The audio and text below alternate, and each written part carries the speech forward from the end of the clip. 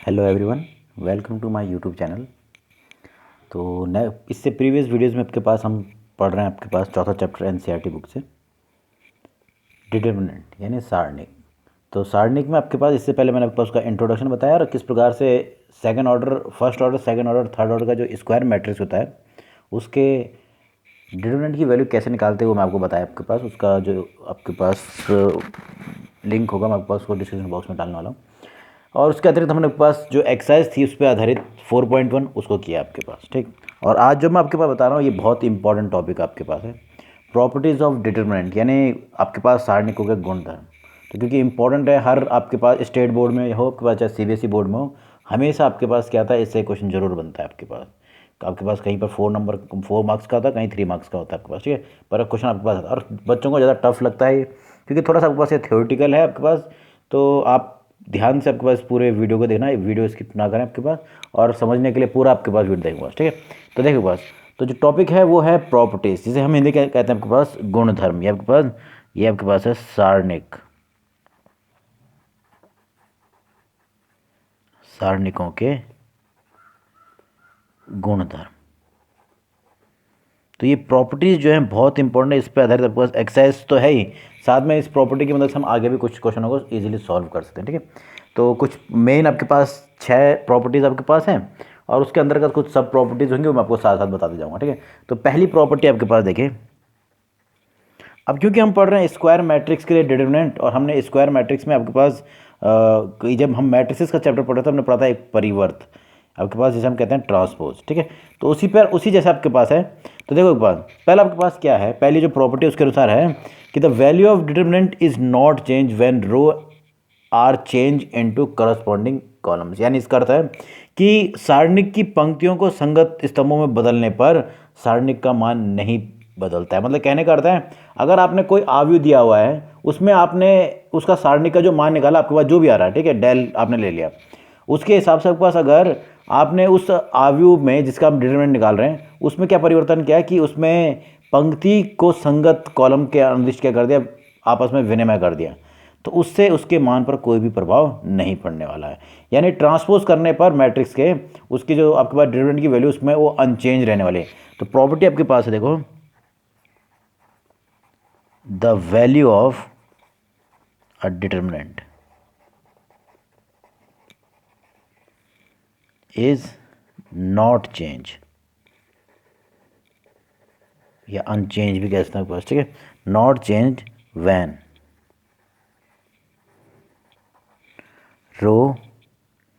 Rose are changed, या interchange भी कह सकते हैं, आपस में विनिमय, इंटरचेंज इनटू किस साथ कर दें आपके पास कॉरस्पॉन्डिंग कॉलम्स। अगर हम क्या करें, हम किसी डिटरमिनेंट के लिए उसकी पंक्ति और कॉलम को क्या करें, आपस में विनिमय करते हैं, तो उसका जो मान होगा वो अनचेंज रहने वाला है। जैसे मैंने कहा आपके पास, इसको मैं एग्जांपल के रूप में मैंने लिख दिया। मान लो आपके पास एलिमेंट था A1, A2, A3, B1, B2, B3 और C1, C2 और C3।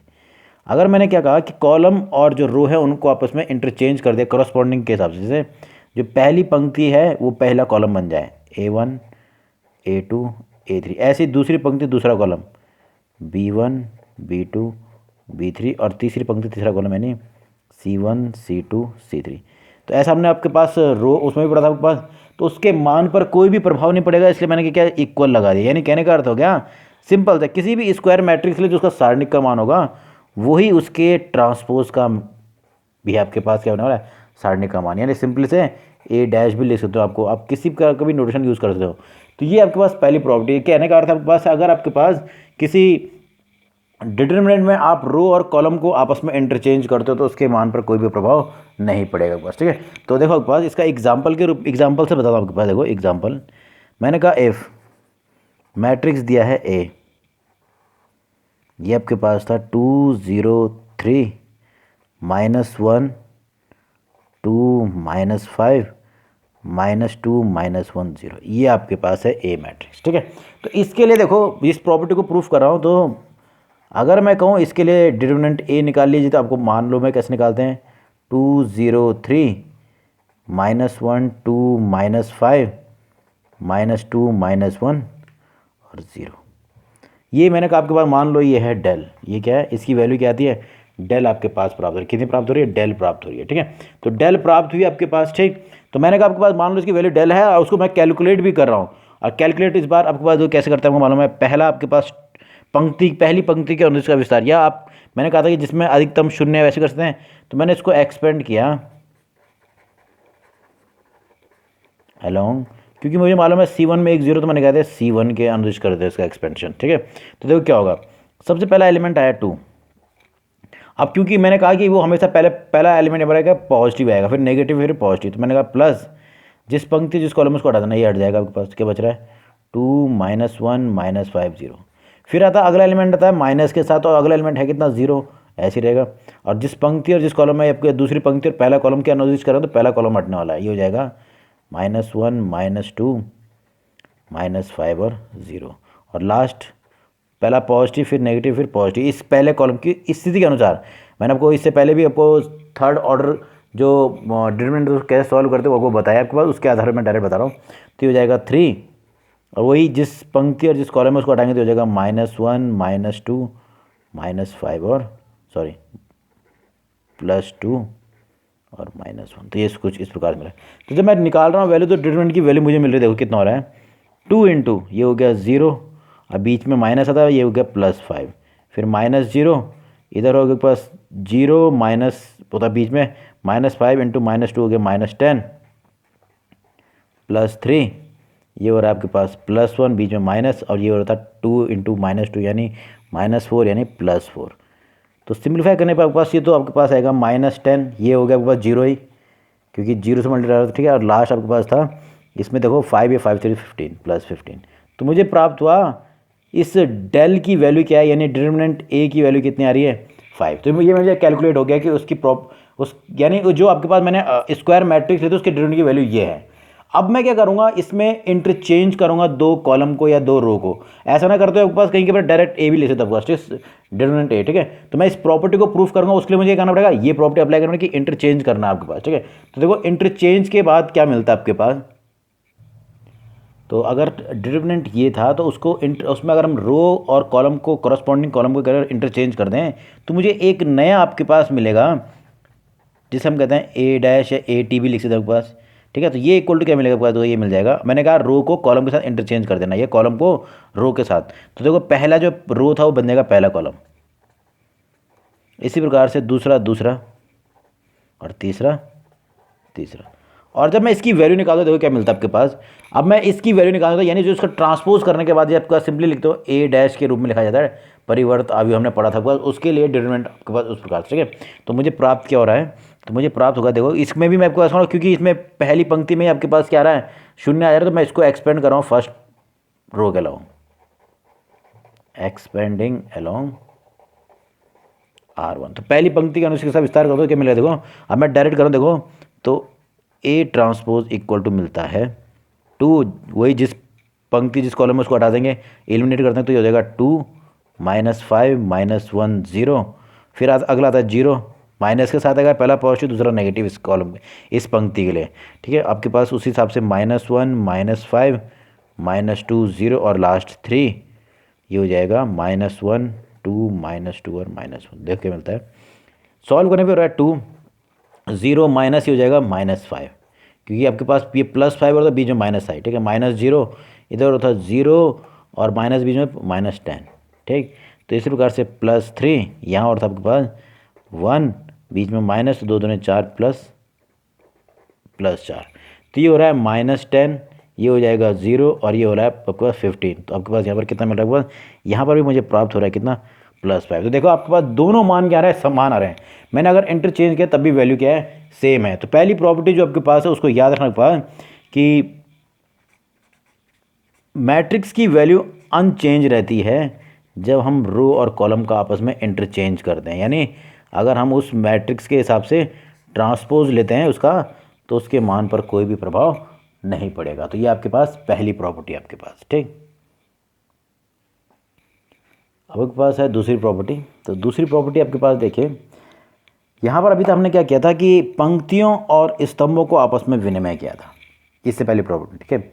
यानी आपस में इंटरचेंज किया रो को करस्पॉन्डिंग कॉलम से। करस्पॉन्डिंग कॉलम मतलब पहली रो पहले कॉलम से इंटरचेंज हुई, दूसरी दूसरे से और तीसरा तीसरे से आपके पास, ठीक।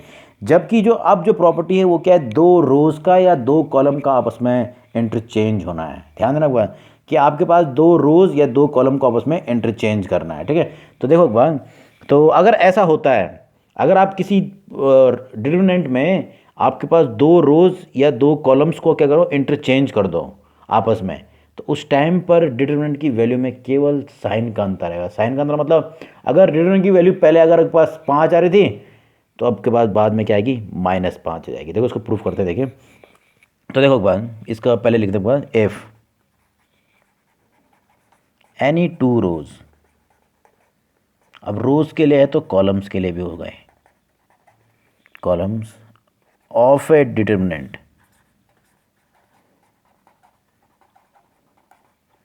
अगर हम क्या करें कि दो रो या कोई भी दो रो या दो column of a determinant are interchange,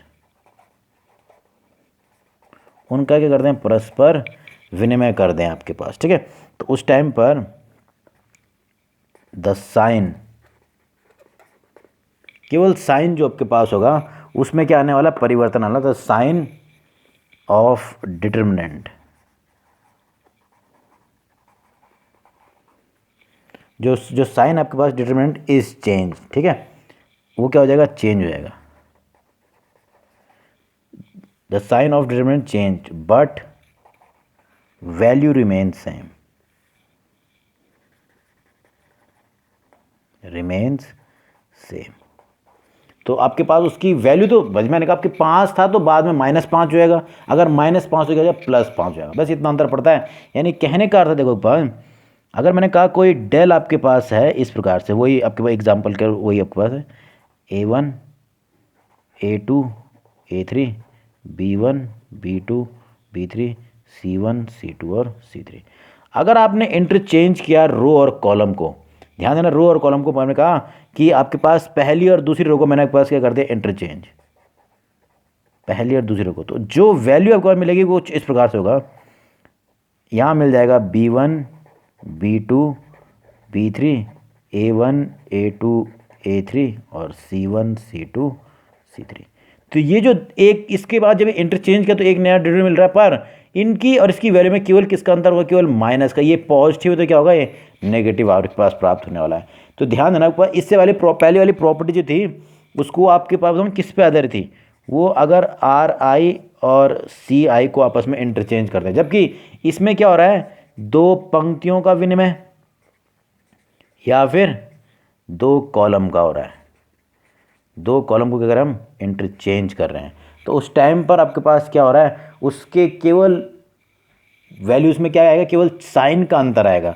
पहला अगर आपके पास +5 मिले तो बाद में क्या मिलेगा, -5। देखो इसका एग्जांपल मैं उसी को ले रहा हूँ जो इससे पहले वाले एग्जांपल मैंने आपके पास लिया था। देखो एग्जांपल के रूप में आपको मालूम है डिटरमिनेंट A जो आपके पास था इससे पहले वाले क्वेश्चन में, वो था प्रॉपर्टी में 0 2 0 3 -1 2 -5 -2 -1 और 0, ये आपके पास था, ठीक है। इस डिटरमिनेंट में आपके पास इसकी जब आपने वैल्यू निकाली थी तो आपके पास आ रही थी +5, कितनी आ रही थी, +5।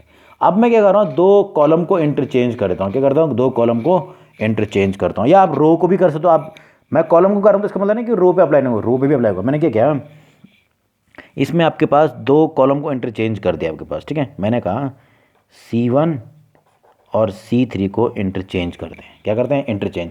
जब मैं इंटरचेंज करूंगा तो इस डिटरमिनेंट की एक नया डिटरमिनेंट बन जाएगा, वो हो जाएगा आपके पास, मैंने कहा ये डेल था, ठीक है।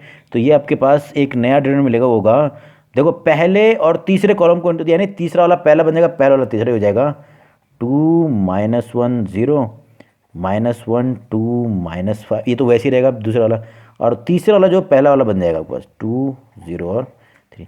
तो मुझे एक नया डिटरमिनेंट के रूप में प्राप्त हो रहा है ये डेल आपके रूप में, ठीक है। तो मुझे del1 मैंने लिख दिया इसको, ठीक। पर मैं जब वैल्यू निकालूंगा इसकी, तो देखो वैल्यू निकालना हमको आता है, तो मैंने कहा था जिसमें अधिकतर शून्य होते हैं, तो मैंने कहा भाई पहले कॉलम के अंदर करते हैं, एक्सपेंडिंग along C1, पहले क्या नोटिस करते हैं तो ये हो जाएगा 2, पहला अवयव 2 ही आएगा। पॉजिटिव आएगा कि पहले 1 1 यानी पहली पंक्ति पहले कॉलम में तो 1 + 1 आपको मतलब 2 हो रहा है, तो इस हिसाब से प्लस करो आपको, क्योंकि क्वेश्चन कर चुके हो आप इस हिसाब से, ठीक है। तो जाएगा 2 0 -5 3, और आपके पास इसी प्रकार से अगला एलिमेंट नेगेटिव होता है पर माइनस माइनस का +1 हो जाएगा। और देखो एक बार इसमें भी करेंगे वही, जिस पंक्ति जिस कॉलम में -1 उसको हटाएंगे तो हो जाएगा -1 2 -5 3, और लास्ट 0 के साथ आएगा आपके पास जिस पंक्ति जिस कॉलम में हटेंगे तो -1 2 2 और 0। जब मैं सिंप्लीफाई कर रहा हूँ del 1 को तो देखो क्या मिलता है, ये 2 तो ऐसे ही रहेगा, जब इसको गुणा करें तो ये रहा है 6, माइनस बीच में माइनस होता है तो ये -5 × 0 0, फिर +1 ऐसे ही, ये हो रहा था -3, ये हो रहा था -5 × माइनस ये भाई +2 यानी -10, और बीच में माइनस होता +10, इस प्रकार से, ठीक। और ये +0 के साथ पूरा का पूरा हो जाएगा, पूरा 0 ही हो जाएगा, ठीक है, इक्वल टू, अभी मुझे प्राप्त हुआ। जब मैं सिमिलर तो आपके पास हो रहा है 12, और ये और था आपके पास, देखिए इसको जब मैं सिमिलर तो ये रहा था इस प्रकार से, देखिए आपके पास थोड़ा सा यहाँ पर पास देखिए, ये क्योंकि कॉलम को चेंज करो तो -2 आना था, तो इसने क्या ना नेगेटिव, तो यहाँ पर -2 हो जाएगा यानी -12, ठीक। फिर प्लस, अब यहाँ पर देखिए पास ये हो रहा था 7, तो -12 + 7 आपका यानी -5। तो हमने देखा जब आपके पास इंटरचेंज हो रहा है, जब मैंने इस केस में 2 कॉलम को इंटरचेंज किया तो जो नया डेल मिला उस टाइम पर आपके पास क्या मिल रहा है, उसके और पुराने वाले जो वैल्यू थी उसमें केवल किसका अंतर आ रहा है, केवल साइन का अंतर आ रहा है। यहाँ पर +5 था, तो अगर मैंने 2 कॉलम को इंटरचेंज कर दिया, ऐसे आप 2 रो के लिए भी कर सकते हो कि 2 कॉलम को इंटरचेंज कर दो, उस टाइम पर उसकी वैल्यू क्या हो जाएगी, उस टाइम पर आपके पास उसकी वैल्यू क्या हो जाएगी, केवल जो वैल्यू है वो तो सेम है पर उसका साइन क्या है, चेंज होने वाला आपके पास।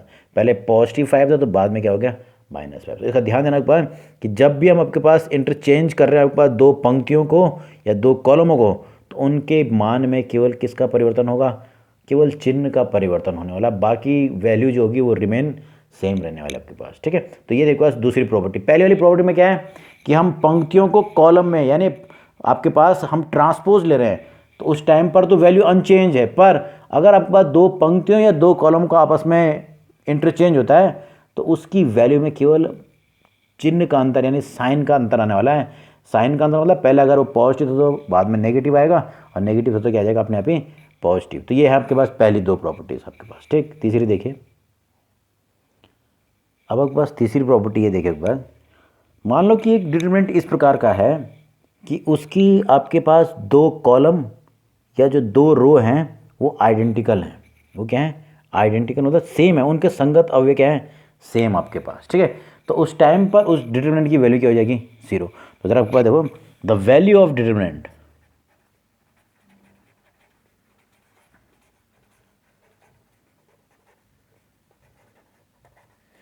आपके पास जो वैल्यू ऑफ डिटरमिनेंट है इज 0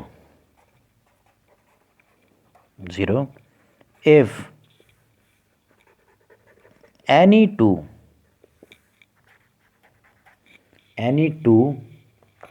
रोज और कॉलम, अब रोज है तो आपके पास कॉलम के लिए भी, ठीक है,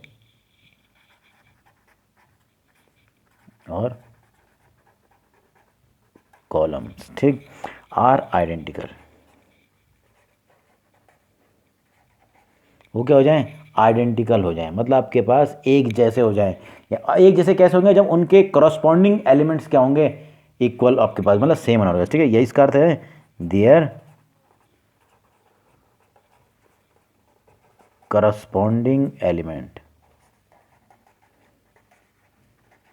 आर इक्वल, सेम है मतलब आपके पास, ठीक है, उनके करस्पॉन्डिंग एलिमेंट क्या है, सेम है। तो उस टाइम पर उस डिटरमिनेंट की वैल्यू क्या होगी, 0। यानी इसका अर्थ क्या है कि भाई मैंने कहा एक डिटरमिनेंट की वैल्यू आती है डेल, ये इस प्रकार से मैं आइडेंटिकल बना रहा हूँ, A1 A2 A3, फिर मैंने कहा आपके पास B1 B2 B3, और फिर लिख दिया B1 B2 और B3। आपको क्लियरली दिख रहा है कि जो दूसरा और तीसरा जो कॉलम है वो क्या है, सॉरी दूसरी और तीसरी जो पंक्ति है यानी जो रो है वो आइडेंटिकल है, मैंने सेम बना दिया B1 B2 B3 B1 B2 B3। तो अगर इसकी वैल्यू डेल थी, इसकी वैल्यू क्या है, डेल, तो आपके पास अगर आप इंटरचेंज आपके पास देखो आपके पास, यानी अगर इसकी वैल्यू क्या हो जानी चाहिए, 0 हो जानी चाहिए, क्या आनी चाहिए, 0 आनी चाहिए। ये मुझे प्रूफ करना है। क्या करना है? प्रूफ करना है कि अगर आपके पास किसी डिटरमिनेंट में 2 रो या 2 कॉलम आइडेंटिकल हो जाएं तो हमें क्या करना है? उसकी वैल्यू क्या होनी चाहिए? 0 होनी चाहिए आपके पास, इसका अर्थ। ठीक है, तो देखो होगा कैसे। तो मैंने क्या किया, मान लो इस पूरे डिटरमिनेंट की वैल्यू कितनी थी? डेल, जो कि मुझे क्या प्रूफ करनी बाद में जाके? 0 प्रूफ करनी है। क्या प्रूफ करनी है? 0। तो आपको मालूम है, देखो, तो मैंने क्या किया, जो आइडेंटिकल जो रोज थी उनको क्या कर दिया? इंटरचेंज कर दिया। तो मैंने क्या किया? इंटरचेंज आइडेंटिकल रोज, यानी इस केस में R2 और R3 का क्या कर दिया? इंटरचेंज।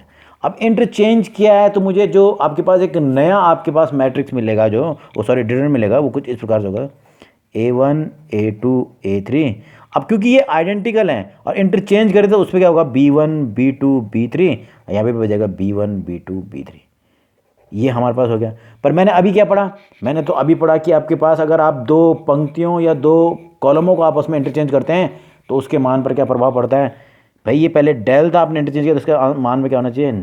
केवल साइन का अंतर आएगा। केवल क्या आएगा? साइन का अंतर। ठीक है, तो ये इस प्रकार से है। यानी ये जो आपके पास है इसकी वैल्यू थी माइनस डेल होनी चाहिए थी, और आपके पास ये जो आपके पास, अब अगर मैं देखूं ये जो वैल्यू है ये कुछ और नहीं, डेल ही तो थी जो मैंने आपके पास ले रखी है आपके पास। इफ़ ये आपके पास मैंने कहा इस डिटरमिनेंट की वैल्यू क्या है? डेल। तो आपके पास मैंने इस प्रकार से बनाया कि 2 आपके पास आइडेंटिकल रोज बनाई थी, R2 और R3। तो मुझे प्रूफ करना है इस प्रॉपर्टी के अनुसार अगर आइडेंटिकल होते हैं तो उसकी वैल्यू 0 आनी चाहिए थी। तो मैंने इसको अगर डेल माना है तो भाई मैंने इंटरचेंज कर दिया जो आइडेंटिकल रो, मैंने आइडेंटिकल रो को इंटरचेंज किया।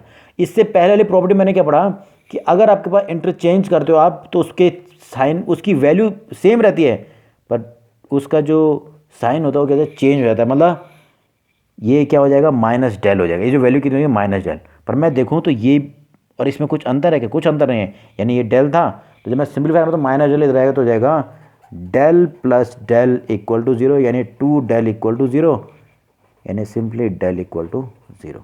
तो ये आपके पास है प्रॉपर्टी तीसरी, जिसके अनुसार होता क्या है कि अगर आपके पास किसी डिटरमिनेंट में 2 रो या 2 कॉलम सेम हो जाते हैं तो उस टाइम पर उस डिटरमिनेंट की वैल्यू क्या होती है? अपने आप ही 0। तो इसमें आप एग्जांपल के रूप में कुछ भी ले सकते हो आपके पास। ठीक है, तो उसको आप कर सकते हो। ठीक है, मैं आपको बता रहा हूँ इसकी अगली प्रॉपर्टी और इन दोनों पर आधारित कुछ सब प्रॉपर्टी आपके पास। ठीक, अब आपके पास है चौथी प्रॉपर्टी, और काफ़ी इंपॉर्टेंट प्रॉपर्टी आपके पास। देखो, अगर आप किसी डिटरमिनेंट की किसी पंक्ति या कॉलम को क्या कर दो? किसी कांस्टेंट से मल्टीप्लाई कर दो। किसी क्या? कांस्टेंट से मल्टीप्लाई करो। ध्यान सुनना, आपके पास किसी पंक्ति के या किसी स्तंभ के प्रत्येक अवयव को आप किसी कांस्टेंट k से गुणा कर रहे हो तो उसका असर क्या पड़ेगा सारणिक के मान पर? उसका सारणिक का मान भी क्या हो जाएगा? उस कांस्टेंट के गुना होने वाला। मतलब अगर मैंने कहा k से गुणा किया है तो क्या हो जाएगा? k गुना। मैंने कहा 2 से गुणा किया अगर किसी पंक्ति या कॉलम के अवयवों को तो उसका मान भी क्या होगा? उतना गुना हो जाएगा। तो बस प्रॉपर्टी देखो, इफ ईच एलिमेंट ऑफ ए रो, अब ध्यान देना है कि अगर रो के लिए है तो कॉलम के लिए भी आपके पास वो प्रॉपर्टी होने वाली है आपके पास। ठीक है, तो रो के लिए है तो साथ में क्या होगा? कॉलम के लिए भी, और कॉलम। अगर किसी पंक्ति या किसी कॉलम के प्रत्येक अवयव के अगर हम के पास ऑफ ए डिटरमिनेंट इज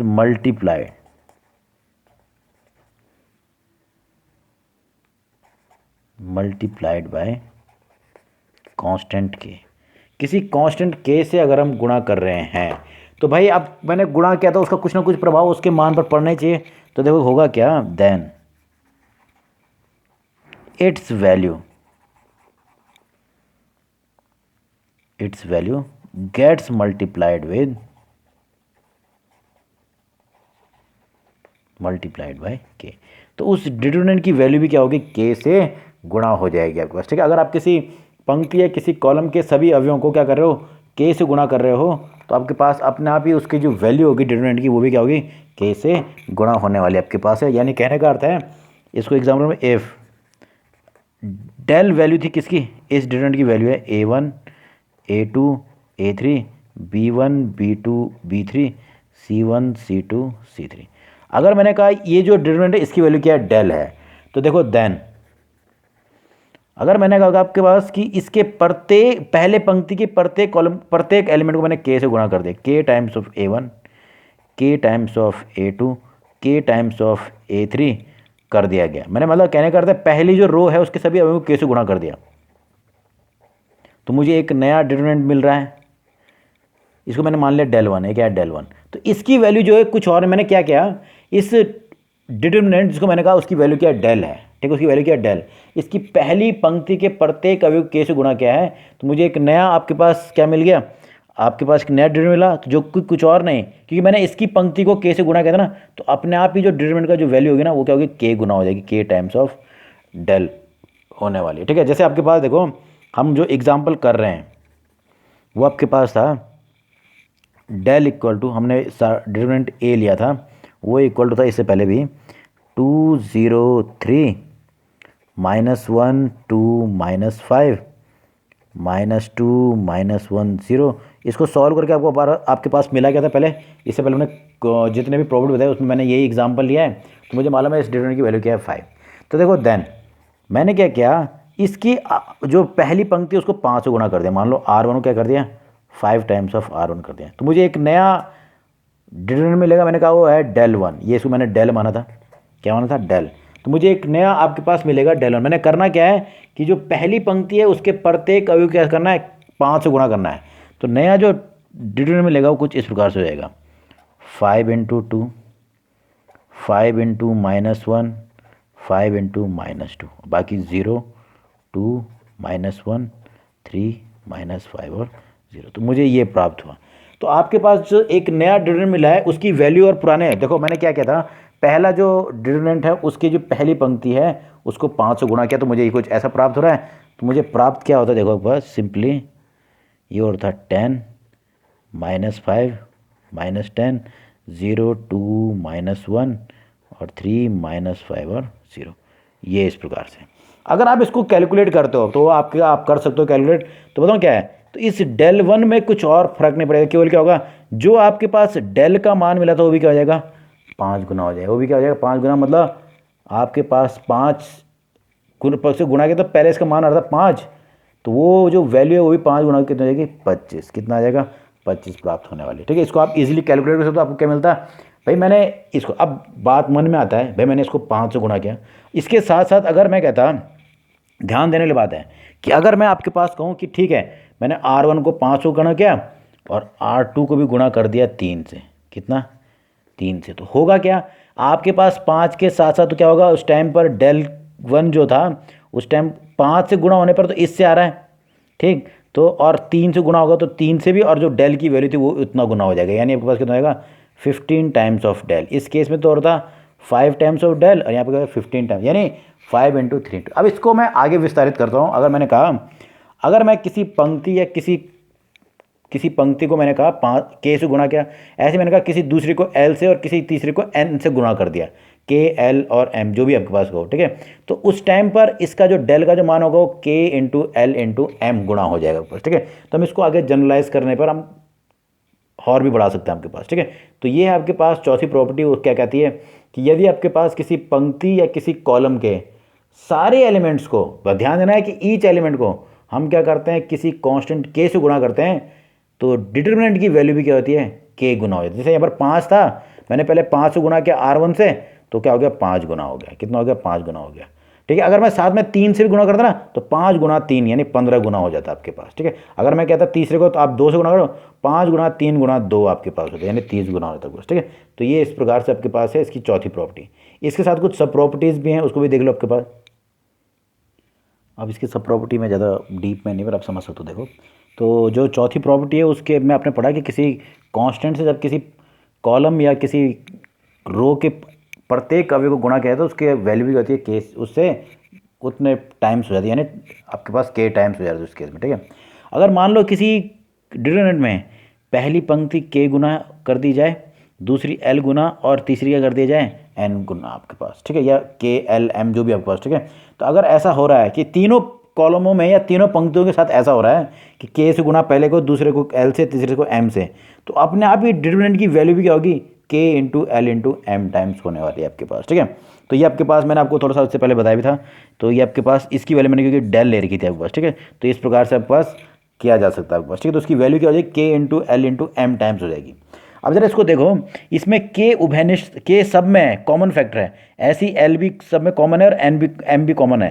तो इसके आधार पर मैं एक प्रॉपर्टी हो रहती है, अगर आपके पास किसी डिटरमिनेंट की पंक्ति, किसी भी पंक्ति या कॉलम के अवयव में कुछ क्या हो, कॉमन फैक्टर हो, कुछ क्या हो, कॉमन फैक्टर, तो आप उस कॉमन फैक्टर को डिटरमिनेंट से कहाँ कर सकते हो, आप बाहर भी कर सकते हो। We can take out any common factor from any row and column, यानी आपके पास उस पंक्ति या कुछ कॉलम से हम क्या कर सकते हैं, अगर कुछ उभयनिष्ठ आ रहा है, कुछ भी उनमें उसके अवयव में कुछ उभयनिष्ठ, हम क्या कर सकते हैं, उसको कॉमन आउट, जैसे मैंने यहाँ पर लिख दिया है के एल एम आपके पास, ठीक है। और लास्ट आपके पास है, अगर आपके पास किसी दो पंक्ति या दो कॉलम के अवयव के आ जाएं, सेम प्रपोर्शन में आ जाएं, कॉरस्पॉन्डिंग एलिमेंट्स, ध्यान देना पास, जैसे मैंने कह दिया पास कि A1 A2 A3 के टाइम्स ऑफ A1 के टाइम्स ऑफ A2 के टाइम्स ऑफ A3 और B1 B2 B3, ये मैंने ले लिया। इस डिटरमिनेंट की बात करूँ तो इसमें देखो, इन दोनों के जब R1 और R2 की बात करता हूँ मैं, तो ये सेम प्रपोर्शन में है। तो अगर इसकी वैल्यू की बात करूँ तो मैं क्या करूँगा, देखो इस प्रॉपर्टी के अनुसार मैं के को उभयनिष्ठ ले सकता हूँ, तो ये दोनों आइडेंटिकल हो जाएंगी, तो इसकी वैल्यू अपने आप ही क्या हो जाएगी, 0। तो ध्यान देना, अगर आपके पास दो रो या दो कॉलम के करस्पॉन्डिंग एलिमेंट्स क्या हैं, सेम प्रोपोर्शन में, देखो इनका प्रोपोर्शन निकालो R1 R2 के एलिमेंट के, तो A अपॉन ये यानी हो जाएगा 1 अपॉन के 1 अपॉन के 1 अपॉन को, यानी सेम रेशियो या सेम प्रोपोर्शन में है, तो उस टाइम पर इस डिटरमिनेंट की वैल्यू क्या आएगी, 0। अब 0 कैसे आएगी, देखो इसमें इस दूसरी रो में इस प्रॉपर्टी के अनुसार मैंने क्या किया, के को उभयनिष्ठ ले लिया, क्या लिया, के को उभयनिष्ठ ले लिया, के बाहर आ गया कॉमन आउट, ठीक।